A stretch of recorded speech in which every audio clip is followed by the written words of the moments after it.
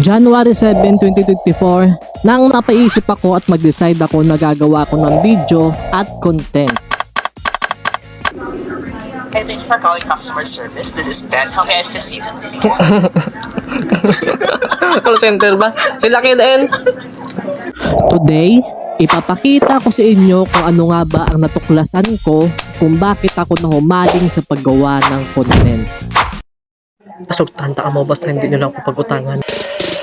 Sisimulan ko ang kwento ko nang malaman ko na ban na ang account ko. At isang munting paalala, wag na wag niyong gagayahin ang pagkakamali ko. At speaking of pagkakamali, nung una ay post lang ako ng post na hindi ko namamalayan na may kakatapakan na pala ako sa community standard ni Meta. Alas 3, same date nung nakaraang taon.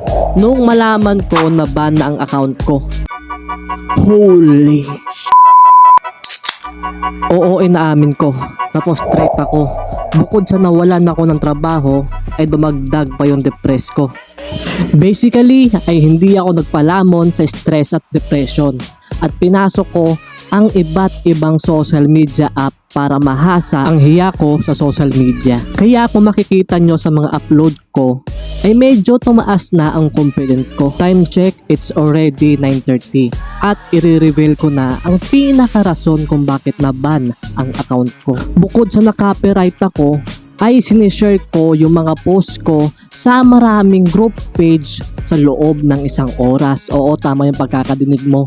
Umaabot ito ng 50 plus ng tuloy-tuloy. Ngayon, pila pa lang ako kabulan sa bago kong page na nagbablog. At ang masasabi ko sa iyo kung may plano ka rin mag-vlog katulad ko, ay ipagpatuloy mo lang.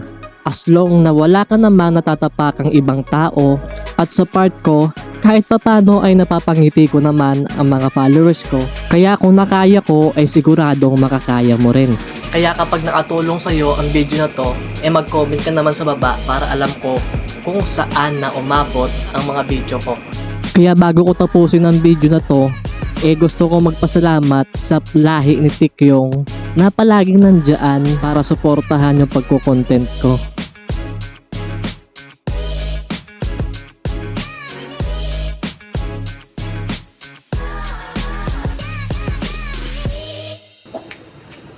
Okay na?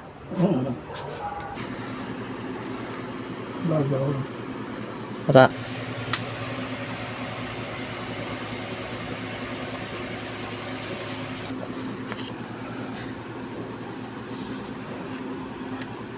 Para. Okay na?